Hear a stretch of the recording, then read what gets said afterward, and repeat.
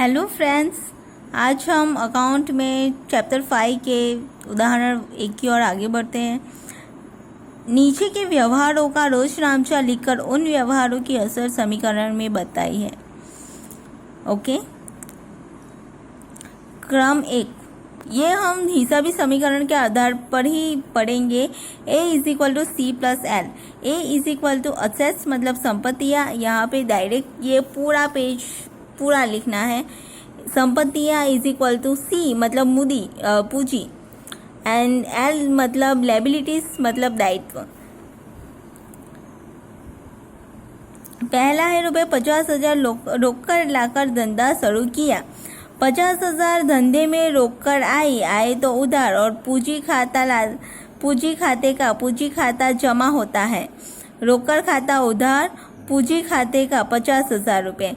असर क्या होती है? रोककर आए तो रोककर बढ़ती है और पूंजी भी हमारी बढ़ती है। तो रोककर यहाँ संपत्ति में हम क्या लिखेंगे कि 50,000 की पूंजी आई तो हमारी संपत्ति भी जो रोककर आई उससे हमारी संपत्ति बढ़ेगी। रोककर हमारी संपत्ति है तो हमारी संपत्ति बढ़ेगी, साथ में हमारी पूंजी भी बढ़ती है। 50,000 = 50,000 जो हमारी पूंजी और यहाँ पे हमारी लायबिलिटी 0 है, इसलिए हम 0 यहाँ पे लिखेंगे। दूसरा है 10,000 का फर्नीचर खरीदा।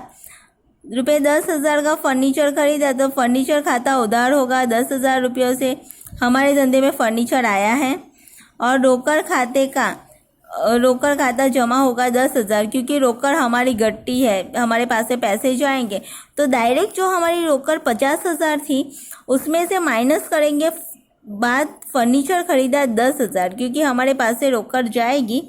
तो 10,000 रुपये बात करेंगे तो बचेंगे 40,000। अब हमारे पास कितनी रोककर बची? 40,000 की। और जो हमारा धंधे में फर्नीचर आया वो है 10,000।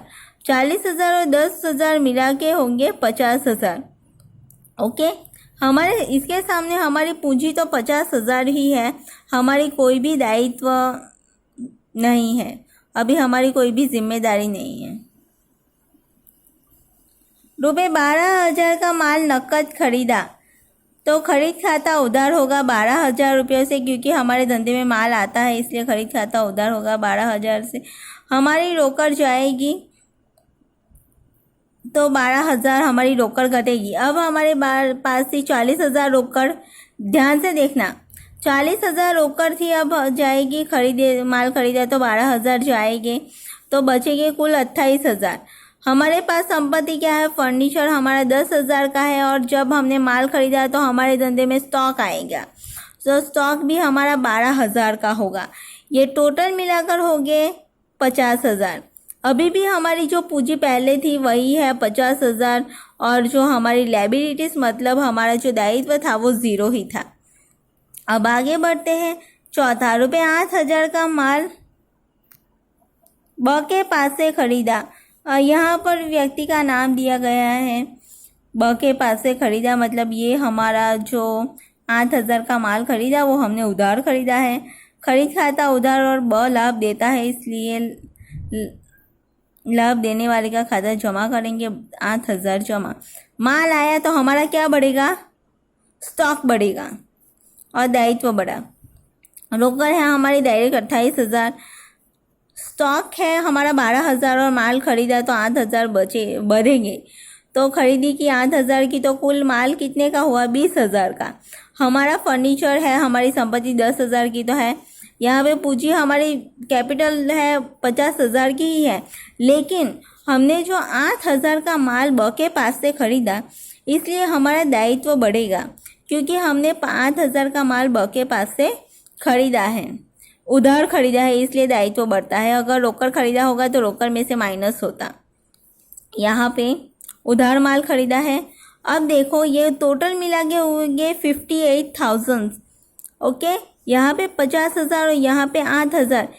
50,000 = 50,000 प्लस 8,000। 58,000 = 50,000 प्लस 8,000। ये दोनों को मिलाकर कितने हो गए? 58,000।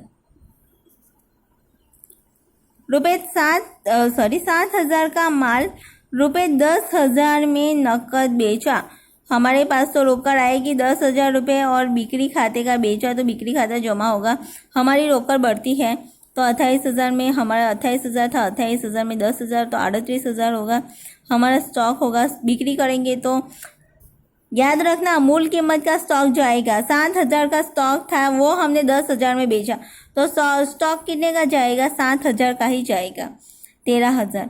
फर्नीचर होगा 10,000, जो हमारी संपत्ति है वो आएगी 10,000।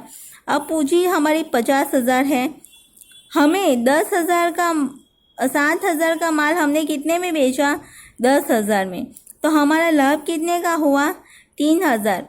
50,000 प्लस 3,000 मिला के होंगे 53,000।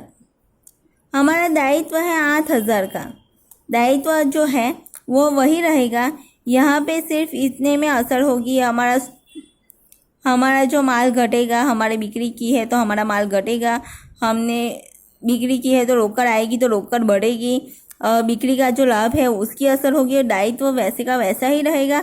इन सबको टोटल मिलाकर इतने होंगे। अब आगे देखते हैं। रुपये 6,000 मजदूरी के चुकाए, मजदूरी हमारा खर्च है इसलिए खर्च तो हमेशा उधार ही होता है और रोकड़ जाती है, रोकड़ ज़्यादा जमा होगा, मजदूरी खर्च है तो पूंजी घटेगी, हम खर्च चुकाएंगे तो हमारी पूंजी भी घटेगी, यहाँ पे हमारे पैसे जाएंगे, हम किसी को मजदूरी है वो चुकानी है तो पैसे हमारे पास जाएंगे, इसलिए हमारी कैपिटल मतलब हमारे जो पास जो पूंजी है वो घटेगी, इसलिए पूंजी में से ये 6,000 मजदूरी के माइनस करेंगे तो 47,000 होगा, हमारा दायित्व 8,000 ही रहेगा। रोकड़ है हमारी 38,000, उसमें से मजदूरी बात करेंगे क्योंकि हम रोकड़ चुकाएंगे तो रोकड़ कम होगी, 32,000 होगी। स्टॉक है हमारा 13,000 का ही बैठा, ये जो है वो यहीं पे लिखने का, 13,000 का स्टॉक 13,000 लिखने का। फर्नीचर है 10,000 तो वही लिखने का, जितने पे असर होती है उन पे ही थोड़ा प्लस माइनस होगा। 55,000 इज इक्वल टू 47,000 प्लस 8,000, ये तो सेम हो जाएगा।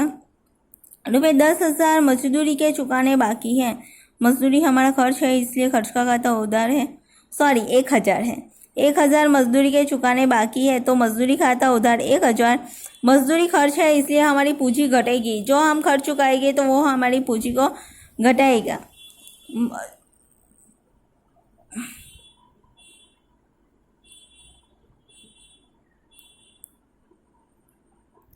बकाया मजदूरी खाते का मतलब बाकी मजदूरी खाते का जो हमारा दायित्व बढ़ेगा, हमें मजदूरी चुकानी है तो हमारा दायित्व बढ़ता है। देखते हैं रोकड़ खाता जो 32,000 है बैठा ही रहेगा, स्टॉक भी बैठा ही रहेगा, फर्नीचर का भी सेम टू सेम यहाँ पे रहेगा, यहाँ पे कोई असर नहीं होगी। पूंजी खाता मतलब हमारी मजदूरी, हमारा खर्च जो चुकाना है वो 1,000 हमारा घटेगा क्योंकि हमें चुकाना है इसलिए 46,000 होगा और हमारा दायित्व तो हमें चुकाना है भविष्य में, हमारी जिम्मेदारी है तो 8,000 प्लस 1,000 करेंगे तो बनेंगे 9,000 और इनको टोटल मिलाकर होंगे 55,000। ओके।